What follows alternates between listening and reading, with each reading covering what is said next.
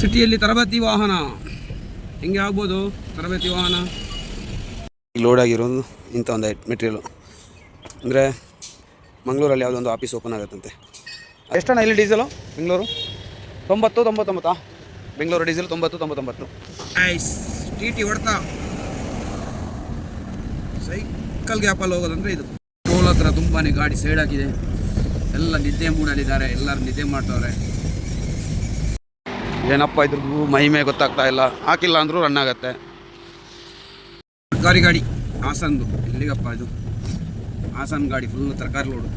ಮಾಣಿಯಲ್ಲಿ 2 ಕಡೆನೂ ಓಪನ್ ಆಯಿತು. ಮೊದಲೆಲ್ಲ ಒಂದೇ ಕಡೆ ಇತ್ತು open. Full medical college, hospital ಎಲ್ಲ ಇಲ್ಲೇ ಇರೋದು. ಎಲ್ಲ ಕಟ್ಟೆ ಇಂತು ಅನ್ಲೋಡು ಸ್ಟಾರ್ಟ್ ಆಯಿತು. ಅನ್ಲೋಡಿಂಗ್ ಮಾಡ್ತವ್ರೆ. ಇನ್ನು ನೆಕ್ಸ್ಟ್ ನೇರ ಅನ್ಲೋಡ್ ಮಾಡಿಬಿಟ್ಟು ನೇರ ಶೋರೂಮಿಗೆ ಹೋಗ್ಬೇಕು. ಸ್ವಲ್ಪ ಕ್ಯಾಬಿನೆಲ್ಲ ಎತ್ತಿ ಬಿಚ್ಚವ್ರೆ. ಇನ್ನು ನೋಡಬೇಕು ಐಟಮ್ ತಂದು ಅದನ್ನು ಫಿಟ್ ಮಾಡಿ. ಸ್ನೇಹಿತರೆ ನಮಸ್ತೆ, ನಾನು ನಿಮ್ಮ ಟ್ರಕ್ ಸಂಚಾರಿ. ಹೇಗಿದ್ದೀರಾ? ಚೆನ್ನಾಗಿದ್ದೀರಾ? ನಿಮ್ಮ ಪ್ರೀತಿ ಸಹಕಾರ ಸದಾ ಹಿಂಗೇನೇ ಇರಲಿ. ನನ್ನ ಗಾಡಿಗೆ ಲೋಡ್ ಆಯಿತು. ನಾನಿವಾಗ ಹೊರಟೆ, ಅಂದರೆ ಲೋಡಿಗೆ ಹೊರಟೆ. ಎಲ್ಲಿಂದಪ್ಪ ಲೋಡ್ ಅಂದರೆ ನಾಗರಬಾವಿಂದ ಲೋಡು. ಬೆಂಗಳೂರು ನಾಗರಬಾವಿಂದ 6 ಹಳ್ಳಿಯಿಂದ ಗಾಡಿ ಬಿಟ್ಟೆ. ಇನ್ನು ಅಲ್ಲಿ ಹೋಗಿ ಲೋಡ್ ಯಾವಾಗ ಏನು ಕತೆ ಏನು ನೋಡಬೇಕು. ಈ ಲೋಡ್ ನನಗೆ ಸೆಟ್ ಮಾಡಿಕೊಟ್ಟಿರೋದು ನಾನು ಬೆಂಗಳೂರಲ್ಲಿರುತ್ತೆ ಶ್ರೀಕುಮಾರ್ ಆಫೀಸ್. ಕುಮಾರ್ ಆಫೀಸ್ ಅವ್ರದ್ದು. ನಾನು ಬೆಂಗಳೂರಿಗೆ ಬಂದರೆ ಫಸ್ಟ್ ಕಾಲ್ ಅವರಿಗೆ. ಯಾಕಂದರೆ ಕುಮಾರ್ ಆಫೀಸಿಗೆ ಮಾಡೋದು ಅಂದರೆ ಪರ್ಮನೆಂಟಾಗಿ ನಾವು ಯಾವಾಗಲೂ ಒಂದೊಂದು ಸಲ ಬರೋದು. ಆದರೆ ನೆನಪಿಟ್ಟು ಲೋಡ್ ಮಾಡಿ ಸೆಟ್ ಮಾಡಿ ಕೊಡ್ತಾರೆ. ಅದು ತುಂಬಾ ಖುಷಿ. ಮಂಗಳೂರಿಗೆ ಯಾಕಪ್ಪ ಲೋಡ್ ಮಾಡಿದೆ ಅಂದರೆ ನನ್ನ ಗಾಡಿ ಸ್ವಲ್ಪ ಕೆಲಸ ಇದೆ. ಇಲ್ಲಾಂದರೆ ಇಲ್ಲಿಂದ ಬೇರೆ ಎಲ್ಲಿಗಾದ್ರೂ ಲೋಡ್ ಮಾಡ್ತಾಯಿದ್ದೆ. ಅದೇ ಓಸ್ ಪೈಪು ಮತ್ತು ಯಾರು ನಿಲ್ತಾ ಇಲ್ಲ. ಗಾಡಿ ಸ್ಟಾಪ್ ಮಾಡಿದಾಗ ಯಾರು ಕಂಪ್ಲೀಟ್ ಖಾಲಿ ಆಗ್ತಾವೆ. ಗಾಡಿ ನಿಲ್ಲಿಸಿ ಅಲ್ಲಲ್ಲಿ ರೇಸ್ ಮಾಡೋದು. ಅಂದರೆ ಗಾಡಿ ಸ್ಟಾಪ್ ಮಾಡಿದಾಗ ಒಂದು 10 ನಿಮಿಷ ಸ್ಟಾಪ್ ಮಾಡಿದ್ರು ಒಂದು 10 ನಿಮಿಷ ಗಾಡಿ ರೇಸ್ ಮಾಡಬೇಕಾಗತ್ತೆ. ಉಳಿತಾಯ ಡೀಸೆಲೆಲ್ಲ ಅದರಲ್ಲಿ ಹೋಗುತ್ತೆ. ಅದಕ್ಕೋಸ್ಕರ ಹಿಂಗೆ ಮಂಗಳೂರು ಲೋಡ್ ಮಾಡ್ಕೊಂಡು ಹೋಗಿ ಅದನ್ನು ಕರೆಕ್ಟ್ ಮಾಡಬೇಕಂತ ಹೇಳಿ ಹೋಗ್ತಾ ಇದ್ದೀನಿ. ನೋಡೋಣ ಹಿಂಗೆ ಅಂತ ಹೇಳಿ ಯಾವ ಥರ ಲೋಡ್ ಮಾಡ್ತಾರೆ ಎಲ್ಲಿಗೆ. ಮಂಗಳೂರಿಗೆ ಆದರೆ ಏನು ಮೆಟೀರಿಯಲ್ಲು ಏನು ಅಂತ ಗೊತ್ತಿಲ್ಲ. ಹೋಗಿ ನೋಡಬೇಕಷ್ಟೇ. ಲೊಕೇಶನ್ ಕಳಿಸೋರೆ. ಬಿಡದಿ ಮೇಲೆ ಹೋಗ್ಬೇಕು. ನೈಸ್ ರೋಡ್ ಮೇಲೆ ಹೋಗ್ಬೋದಿತ್ತು. ಒಂದೇ ಥರ ಸೇಮ್. ಅದರಲ್ಲಿ ಟೋಲ್ ಕಟ್ಕೊಂಡು ಹೋಗ್ಬೇಕು, ಇದರಲ್ಲಿ ಟೋಲ್ ಇಲ್ಲದೆ ಹೋಗೋಕ್ಕಾಗತ್ತೆ. ಹಾಗಾಗಿ ಸ್ನೇಹಿತರು ಸಿಕ್ಕಿದ್ರು, ಅವ್ರ ಜೊತೆ ಕೇಳಿದಾಗ ಅವರು ಅದೇ ರೂಟ್ ಹೇಳಿ ಬಿಡದಿ ಮೇಲೆ ಹೋಗಂತ ಹೇಳಿ ಹಾಗಾಗಿ ಹೋಗ್ತಾ ಇದ್ದೀನಿ. ಇದು ಗಾಡಿ ಬಂದುಬಿಟ್ಟು ನೋಡಿ 6 ವೀಲ್ ಬ್ಯಾಟ್ರಿ ಗಾಡಿ. ಸ್ಕೂಟ್ರ್ ಬ್ಯಾಟ್ರಿ ಬೇಡೋದು, ಆಮೇಲೆ ಕಾರ್ಗಳು ಬ್ಯಾಟ್ರಿಯಲ್ಲಿ ಓಡೋದು, ಅಂದರೆ ಕರೆಂಟ್ ಚಾರ್ಜ್ ಮಾಡಿ. ಇದನ್ನು ಕೂಡ ಮಾಡೋರೆ. ಯಾವ ಕಂಪ್ನಿ ಗಾಡಿ? ಈಚರ್ ಗಾಡಿ ಆಗಿರಬೇಕು ಮೋಸ್ಟ್ಲಿ. ಬ್ಯಾಟ್ರಿ ಗಾಡಿ. ಎಲ್ಲಾದರೂ ಚಾರ್ಜ್ ಮುಗೀತಂದರೆ ಅಲ್ಲೇ ಬಾಕಿ ಗಾಡಿ. 6 ವೀಲ್ ಹೈಟೆಕ್ಕು ಗಾಡಿ ನೋಡಿ ಯಾವ ಥರ ಹೋಗ್ತಾ ಇದೆ. ಇದು ಲೋಕಲ್ ಓಡೋಕ್ಕಾಗ್ಬೋದು ಅಷ್ಟೇ. ಲಾಂಗಿಗೆ ಡೌಟ್. ಎಷ್ಟು ಕಿಲೋಮೀಟ್ರ್ ಓಡುತ್ತೆ ಏನು ಗೊತ್ತಿಲ್ಲ. ಯಾರಿಗಾದ್ರೂ ಗೊತ್ತಿದ್ರೆ ಕಮೆಂಟ್ ಮಾಡಿ. ಎಷ್ಟು ಕಿಲೋಮೀಟ್ರ್ ಓಡತ್ತೆ ಅಂತಾರೆ ಇಲ್ಲಿ. ಟ್ರಾಫಿಕಲ್ಲೆಲ್ಲಾದರೆ ಚಾರ್ಜ್ ಮುಗಿದ್ರೆ ಹೋಯ್ತು ಇಲ್ಲ. ಇದು ಮೈಸೂರು ಬೆಂಗಳೂರು ಹೈವೇ. ಇಲ್ಲಿಂದ ಬಿಡದಿ ಮುಟ್ತಾ ಬಂದೆ. ಇನ್ನು ಬಿಡದಿಯಿಂದ ನೇರ ಅಲ್ಲಿ ಫ್ಲೈಓವರ್ ಕಾಣ್ತಾ ಇದೆಯಲ್ಲ, ಅದು ಹೊಸ ರೋಡು. ಅಂದರೆ ಬೆಂಗಳೂರು ಮೈಸೂರು ಎಕ್ಸ್ಪ್ರೆಸ್ ವೇ. ನಾವು ಅದರಲ್ಲಿ ಹೋಗಿಲ್ಲ. ಅದರಲ್ಲಿ ಹೋದರೆ ಟೋಲ್ ಕೊಡಬೇಕಲ್ಲ. ಅದಕ್ಕೋಸ್ಕರ ಕೆಳಗಿಂದ ಹೋಗೋಣ. ಇನ್ನು ಸ್ವಲ್ಪನೇ ಇರೋದು. ಅದಕ್ಕೋಸ್ಕರ ಕೆಳಗಿಂದ ಹೋಗಿ ನೇರ ಸರ್ವಿಸ್ ರೋಡಲ್ಲೇ ಹೋಗೋಣ. ಅಲ್ಲಿ ಕಾಣ್ತಾ ಇದೆಯಾ? ಅದು ಟೋಲ್.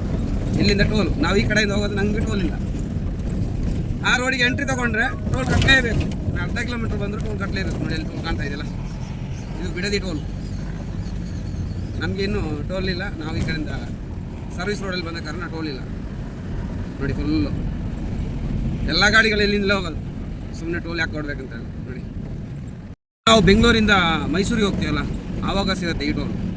ಅದಕ್ಕೂ ಅಲ್ಲಿ ಸರ್ವಿಸ್ ರೋಡ್ ಇದೆ. ಕೆಲವರು ಸರ್ವಿಸ್ ರೋಡಲ್ಲಿ ಬಂದು ಅಲ್ಲಿಂದ ಈ ರೋಡಿಗೆ ಹತ್ಕೊಳ್ತಾರೆ.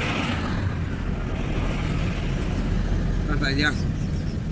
ಇದುವೇ ಇದು ಒಂದು ಟೋಲ್ ಪಾಸ್ ಆಗಬೇಕಂದ್ರೆ ನಮಗೆ ನಮ್ಮ ಲಾರಿಗೆಲ್ಲ 500-550 ರೂಪಾಯಿನೂ ಹೋಗುತ್ತೆ. ಇದು ಈ ಫ್ಲೈಓವರ್ ಅಡಿಯಲ್ಲಿ ನೇರ ಹೋಗ್ಬೇಕು. ಫುಲ್ಲು ಫ್ಲೈಓವರ್ ಇಲ್ಲಿ ನೋಡಿ, ಲೈನಿ ಫ್ಲೈಓವರ್ 5 ಕಿಲೋಮೀಟರ್ ಇದೆ ಈ ಫ್ಲೈಓವರ್. ನಾವು ಆ ರೂಟಲ್ಲಿ ಹೋಗಲ್ಲ, ಅಲ್ಲಿ ನಂದಾಗಿ ಹೋಗೋಕ್ಕಾಗತ್ತೆ. ನಾವು ಸ್ಟ್ರೈಟ್ ಹೋಗೋದು. ನೈಸ್ ರೋಡಲ್ಲಿ ಹೋದರೆ ಅದು ಟೋಲ್ ಕಟ್ ಆಗೋಕ್ಕಾಗತ್ತೆ.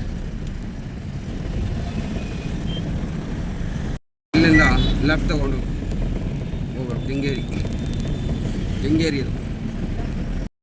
ಸಿಟಿಯಲ್ಲಿ ತರಬೇತಿ ವಾಹನ ಹೆಂಗೆ ಆಗ್ಬೋದು? ತರಬೇತಿ ವಾಹನ ಟ್ರೈನಿಂಗ್ ಕೊಡ್ತಾರೆ.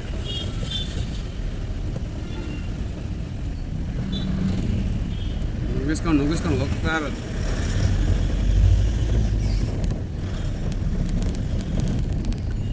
Full traffic Bengaluru. ಲೋಡಿಂಗ್ ಪಾಯಿಂಟಿಗೆ ತಲುಪಿದೆ. ಇಲ್ಲೇ ಲೋಡಿಂಗ್ ನೋಡಿ, ರಸ್ತೆಯಲ್ಲಿ ಇಟ್ಟು ಲೋಡ್ ಮಾಡೋದು.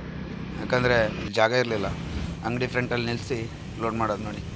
ಲೋಡಿಂಗ್ ಈ ಥರ ಶೀಟು ಎಲ್ಲ ಮೆಟೀರಿಯಲ್ ಇದೆ ಇಲ್ಲಿ.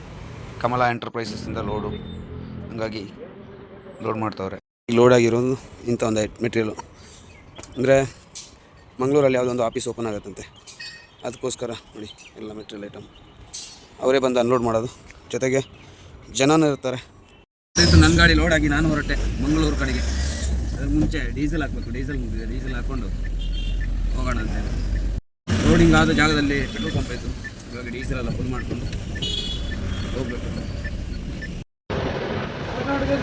ಹಾಂ ಎಷ್ಟಣ್ಣ ಇಲ್ಲಿ diesel? Bengaluru 90-99. Bengaluru diesel 90-99. Nayara petrol pump. ಇದು ಊರ ಹೆಸರೇನ? ಬೆಂಗಳೂರಲ್ಲಿ ಡೀಸೆಲೆಲ್ಲ ಹಾಕಿ ಮಾಗಡಿ ರಸ್ತೆಯಲ್ಲಿ ಹೋಗ್ಬೇಕು. ಮುಂದೆ ಹೋಗಿ ಯೂ ಟರ್ನ್ ತೆಗಿಬೇಕು. ಎಲ್ಲಿ ಅಂತ ಗೊತ್ತಾಗ್ತಾ ಇಲ್ಲ. ಯೂ ಟರ್ನ್ ಎಲ್ಲಿದೆ ಅಂತ ನೋಡ್ಬೇಕಷ್ಟೇ. ಬೆಂಗಳೂರು ಸಿಟಿಯಲ್ಲಿ ತುಂಬ ದಿವಸ ಆಯಿತು. ಇದು ನಾಯಂಡಹಳ್ಳಿಯಿಂದ ಮಾಗಡಿ ಹೋಗುವಂಥ ರಸ್ತೆ. ನನಗೆ ಇದರಲ್ಲಿ 37 ಕಿಲೋಮೀಟ್ರ್ ಹೋಗ್ಬೇಕು ಮಾಗಡಿ, ಹೆಚ್ಚು ಕಮ್ಮಿ. ನೆಲಮಂಗಲದಿಂದ ಹೋದರೆ ಫುಲ್ಲು ಟ್ರಾಫಿಕ್ ಜಾಮ್ ಇರುತ್ತೆ. ಅದಕ್ಕೋಸ್ಕರ ಮಾಗಡಿ ಕುಣಿಗಲ್ಲಿಂದ ಮಂಗಳೂರಿಗೆ. ಸುಮ್ಮನೆ ಟ್ರಾಫಿಕಲ್ಲಿ ಹೋಗಿ ಸಿಕ್ಕಾಡೋದು ಬೇಡ ಅಂತೇಳಿ ಮಾಗಡಿ ಮೇಲೆ ಹೋಗ್ತಾ ಇದ್ದೀನಿ. ತಿಂತು ನಾನು ಬಂದು ಮುಟ್ಟಿದೆ ಕುಣಿಗಲ್ ಹತ್ರ. ಕುಣಿಗಲ್ ಅಂದರೆ ಬೈಪಾಸ್ ಇದು. ಇನ್ನಿದು ಬೆಂಗಳೂರು ಹೈವೇ ಇದು. ಎಲ್ಲಪ್ಪ ಅಂದರೆ ನಮ್ಮ ಬೆಂಗಳೂರು ಹೈವೇಯಲ್ಲಿ ಯಡಿಯೂರು ಅಂತ ಹೇಳಿ ಒಂದು ಊರು ಬರುತ್ತೆ. ಆ ಊರ ಹತ್ರ ತಲುಪಬೇಕಾದ್ರೆ ಅಲ್ಲೊಂದು ಆಕ್ಸಿಡೆಂಟು. KSRTC ಬಸ್ಸು ಮತ್ತು ಸ್ಕೂಟಿ ಅವನು KSRTC ಬಸ್ ಸೀಟ್ ಹೆಚ್ಚಾಗಿ ಅವರು ಸ್ಕೂಟಿನ ಸೈಡ್ ತಗೊಂಡು ಇಡ್ತಾಯಿದ್ರು. ಹಂಗಾಗಿ ಏನೋ ದೊಡ್ಡ ಮಟ್ಟಿಗೆ ಏಟಾಗಿರಬೇಕು. ಎಲ್ಲ ಜನಗಳೆಲ್ಲ ಎಳೆದಿದ್ರು. ನಮ್ಮೂರು ಬಸ್ಸು ಪುತ್ತೂರು ಡಿಪೋ TT ಹೊಡ್ತಾ ಸೈಕಲ್ ಗ್ಯಾಪಲ್ಲಿ ಹೋಗೋದಂದ್ರೆ ಇದು TT. ಅಂತಿಂತು ನಾನು ಬಂದ್ಬಿಟ್ಟೆ. ಗೇಟ್ ಓಪನ್ ಆಗ್ತಾ ಇಲ್ಲ. ಟೋಲ್ ಹತ್ರ ಹಾಸನ ಮುಂದೆ ಸಕಲೇಶ್ಪುರದಲ್ಲಿರುವಂಥ ಟೋಲ್ ಓಪನ್ ಆಗ್ತಾ ಇಲ್ಲ. ನನಗೆ ಏನು ಅಂತ ಗೊತ್ತಿಲ್ಲ. ಓಪನ್ ಆಯಿತು. ತುಂಬಾ ಒತ್ತಬೇಕು ಓಪನ್ ಆಗೋಕ್ಕೆ. ಏನಪ್ಪ ಏನು ಟೋಲ್ ಹತ್ರ ತುಂಬಾ ಗಾಡಿ ಸೈಡ್ ಹಾಕಿದೆ. ಎಲ್ಲ ನಿದ್ದೆ ಮೂಡಲಿದ್ದಾರೆ. ಎಲ್ಲರೂ ನಿದ್ದೆ ಮಾಡ್ತವ್ರೆ. ನನಗೂ ಚೂರು ನಿದ್ದೆ ಬರ್ತಾ ಇದೆ. ಹೋಗೋಷ್ಟು ಹೋಗಲಿ, ಆಮೇಲೆ ನೋಡೋಣ ಅಂತೇಳಿ ಹೋಗ್ತಾ ಆಯಿತು. ಬಸ್ಗಳು ಬರೋಕ್ಕೆ ಸ್ಟಾರ್ಟ್ ಆಯಿತು. ನೋಡಿ ಸಕಲೇಶ್ಪುರ ತನಕ ಹೋಗೋಣ. ಅಲ್ಲೆಲ್ಲ ಸೈಡ್ ಹಾಕಿಬಿಟ್ಟು 2 ಅವರ್ ನಿದ್ದೆ ಮಾಡಿ ಆಮೇಲೆ ಹೋಗೋಣ. ನನ್ನ ಜೊತೆ ಬಂದವರಿಗೆಲ್ಲ ನಿದ್ದೆ. ಏನಪ್ಪ ಇದ್ರದ್ದು ಮಹಿಮೆ ಗೊತ್ತಾಗ್ತಾ ಇಲ್ಲ. ಹಾಕಿಲ್ಲ ಅಂದರೂ ರನ್ ಆಗುತ್ತೆ. ಹ್ಯಾಂಡ್ಲು ಮುಗ್ದ ಕಾರಣ ಇಲ್ಲಿ ಬಂದು ಹಾಕ್ತಾಯಿದ್ದೀನಿ. 200 ರೂಪಾಯಿ ಎಷ್ಟು? ಹಾಂ ಹೋಗಲಿ 200ಕ್ಕೆ ನಾನು ಹೇಳ್ತೀನಿ. ಈ ರೋಡ್ ಸೈಡಲ್ಲಿ ಡೆಪ್ಗಳನ್ನು ಇಡ್ತಾರಲ್ಲ, ಇದು ಟಾಟಾ ಕಂಪನಿ. ಅವತ್ತೊಂದು ಸಲ ವೀಡಿಯೋ ಮಾಡಿ ಹಾಕ್ತೆ. ಇದು ಟಾಟಾ, ಇದು ಬೆನ್ಸು, ಇದು ಲೈಲ್ಯಾಂಡ್ ಇದು ಅಂತೇಳಿ ಇಡ್ತಾರೆ. ಅದರದ್ದು ಒಂದೇ ಒಂದು ಗೇಜ್ಗಳು ಸರಿ ಇರಲ್ಲ. ಮತ್ತೊಂದು ಗನ್ನ ತಂದು ಗಾಡಿಗೆ ಇಡೋ ಮೊದಲೇ ಮೀಟ್ರ್ ರನ್ ಆಗ್ತಾ ಇತ್ತು. ನಾವು ಅವರನ್ನು ಬ್ಲೇಮ್ ಮಾಡೋದಲ್ಲ, ಆದರೂ ಇದೆಲ್ಲ ಒಂದು ದಂಧೆ ಆಗಿಬಿಟ್ಟಿದೆ ಈ ಡೆಪ್ಪಿದ್ದು ರೋಡ್ ಸೈಡಲ್ಲಿ. ಇವಾಗ ಪೆಟ್ರೋಲ್ ಪಂಪ್ಗಳಲ್ಲೆಲ್ಲ ಚೆಕ್ಕಿಂಗು ಅದು ಇದೆಲ್ಲ ಮಾಡ್ತಾರೆ. ಇವ್ರನ್ನೇ ಯಾರು ಚೆಕ್ಕಿಂಗ್ ಮಾಡಲ್ವಾ? ಅಲ್ಲ, ಇವರು ಇಷ್ಟ ಬಂದಂಗೆ ಇನ್ನು ನೀರು ಹಾಕ್ಕೊಟ್ರು ನಡೆಯುತ್ತೆ ಅಂತೇಳಿ ನೀರು ಹಾಕ್ಕೊಟ್ರು ಕೊಡ್ಬೋದು, ಹೇಳೋಕ್ಕಾಗಲ್ಲ. ನಾನಿವತ್ತೊಂದು ನಂದು ಡೆಪ್ ಸ್ವಲ್ಪ ಕಮ್ಮಿ ಇತ್ತು. ಯಾಕಂದರೆ ಇಲ್ಲೆಲ್ಲೋ ಶೋರೂಮ್ ಸಿಗಲ್ಲ ನೈಟು. ಅದಕ್ಕೋಸ್ಕರ ಜಸ್ಟ್ ಒಂದು 200 ರೂಪಾಯಿದು ಡೆಪ್ ಹಾಕೋಕೆ ಹೋದೆ. ಡೆಪ್ ಹಾಕೋ ಮೊದಲೇ ಮೀಟ್ರ್ 36 ರೂಪಾಯಿ ರನ್ ಆಯಿತು. ನಾನು ಕೇಳಿದಾಗ ಅದು ಹೆಂಗೆ ಪೈಪು ಅದು ಇದು ಅಂತ ಹೇಳಿದ್ರು. ಅದು ಬಿಡಿ. ಎರಡನೇದಾಗಿ ಪುನಃ 200 ರೂಪಾಯಿ 20 ಪೈಸೆಗೆ ನಾನು ಸ್ಟಾಪ್ ಮಾಡಿಸಿದೆ. ನಾನು ಪೇಮೆಂಟ್ ಮಾಡಬೇಕು ಹೋಗ್ಬೇಕಾದ್ರೆ 200 ರೂಪಾಯಿ 6 ಪೈಸೆ 200 ರೂಪಾಯಿ 206 ರೂಪಾಯಿ 25 ಪೈಸೆ ಆಗಿದೆ. ಏನು ಅವಸ್ಥೆನೋ. ಇವ್ರನ್ನ ಯಾರು ಕೇಳೋರಿಲ್ವಾ? ಇವ್ರದ್ದೇ ರಾಜಭಾರಣ. ಸಕಲೇಶ್ಪುರ ಘಾಟಿಯಲ್ಲಿ ಇದೊಂದು ರೋಡು 4-5 ಕಿಲೋಮೀಟ್ರ್ ಒಂದು ಸಲ ರೆಡಿ ಆದರೆ ಸಾಕಿತ್ತಪ್ಪ. ಇದರಲ್ಲಿ ಒಂಚೂರು ಬರೇ ಇಕ್ಕಟ್ಟು ಜಾಗ.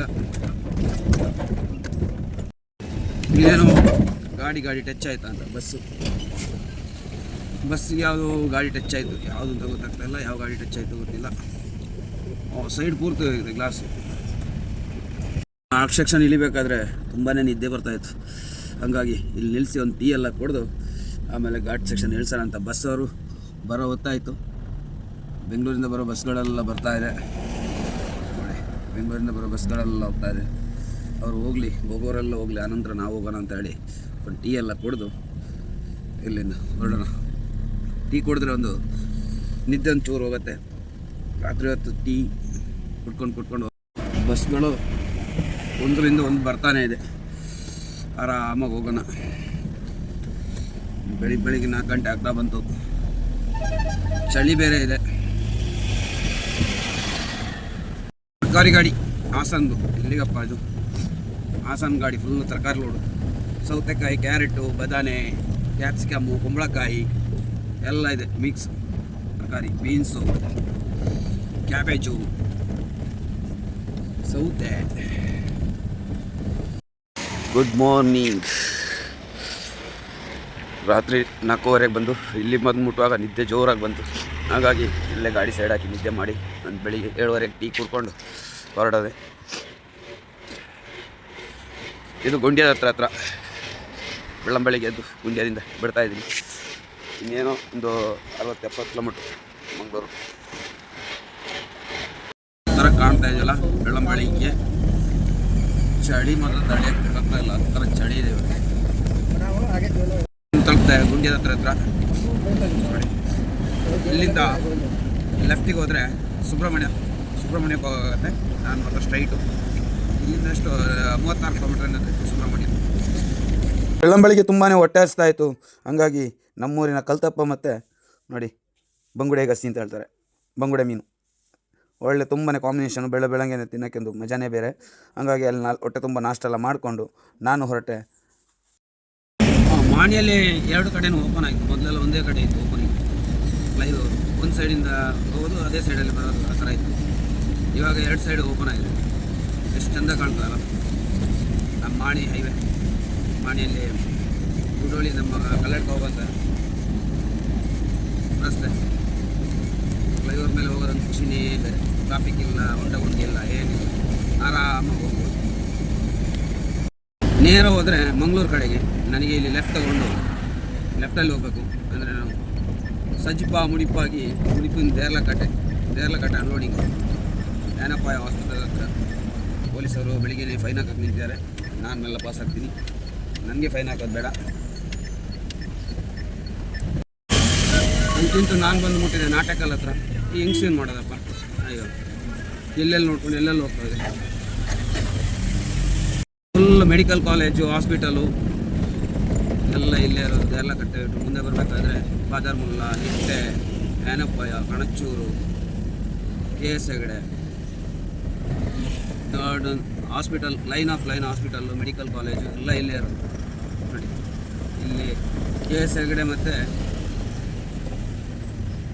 AB Shetty, KS Hegde medical college ಇದೆ, ಹಾಸ್ಪಿಟಲ್ಲು ಇದೆ. ಇಲ್ಲಿ ಮುಂದೆ ಹೋದರೆ ಆನಪಾಯ. ನನಗೆ ಆನಪಾಯದ ಹತ್ರ ಒಳಗೆ ಹೋಗೋಕ್ಕೆ ಆನಪಾಯ ಹಾಸ್ಪಿಟಲ್. ಇಲ್ಲಿಂದ ಲೆಫ್ಟ್ ತಗೊಳ್ಬೇಕು ನನಗೆ. ಒಳಗಡೆ 900 ಮೀಟ್ರ್ ಹೋಗ್ಬೇಕು. ಪೊಲೀಸವ್ರು ರೆಡಿ ಇದ್ದಾರೆ. ಇಲ್ಲಿ ಲೆಫ್ಟ್ ತಗೊಳ್ಳೋಕೆ ಹೇಳ್ತಾ ಇದೆ. ಇಲ್ಲಿ ಲೆಫ್ಟ್ ತಗೊಳ್ಬೇಕು, ಪಕ್ಕದ ರೋಡು. ಇದು ಆನಪಾಯ ಹಾಸ್ಪಿಟಲು. ಅದರ ಪಕ್ಕದಲ್ಲಿರೋಂಥ ರೋಡಲ್ಲಿ ನನಗೆ ಹೋಗ್ಬೇಕು.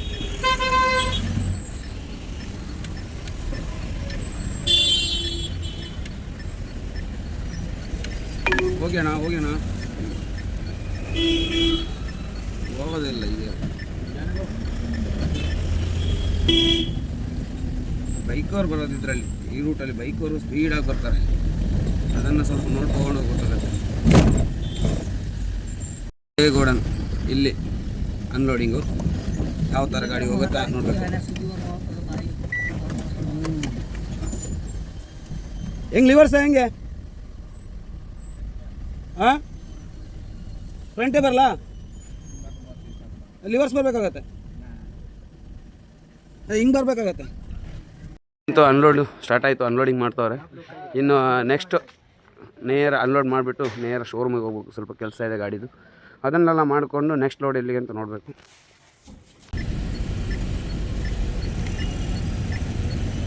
ಎಲ್ಲರ ಫೋಟೋ ತೆಗೆಯೋದು.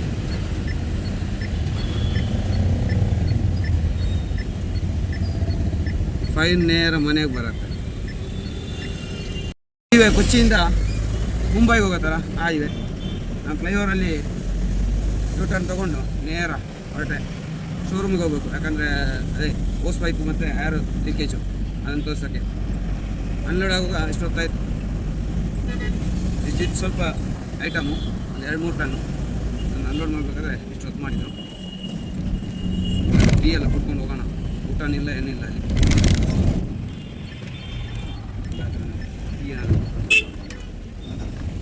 ಬ್ಲಾಕು ಏನಪ್ಪ ಈ ಥರ ಬ್ಲಾಕ್ ಆಗಿದೆ. ನಾನು ಫಂಕ್ಷನ್ ಇದೆ, ಹಂಗಾಗಿ ಅಲ್ಲಿ ಬ್ಲಾಕ್ ಆಗಿದೆ ಫುಲ್ಲು. ಒಂದು ಸೈಡ್ ಫುಲ್ಲು ಬ್ಲಾಕ್ ನೋಡಿ, ಎಷ್ಟು ಬ್ಲಾಕು. ಮಂಗಳೂರಲ್ಲಿ ಈ ಥರ ಬ್ಲಾಕ್ ಆಗುತ್ತೆ ಕಿಲೋಮೀಟ್ರ್ ಗಟ್ಟಲೆ. ಯಪ್ಪ ಇದೆಂತ ಮರೆ ಬಸ್ಸಲ್ಲಿ ಈ ಥರ ಯಪ್ಪೋ ಫುಲ್ಲು ಜನ ನೇತಾಡ್ಕೊಂಡು ಹೋಗ್ತಾರೆ. ಅವ್ರಿಗೆ ಕಾಲಿಡೋಕ್ಕೂ ಜಾಗ ಇಲ್ಲ. ಫುಲ್ಲು ಜನ ಬಸ್ಸಲ್ಲಿ.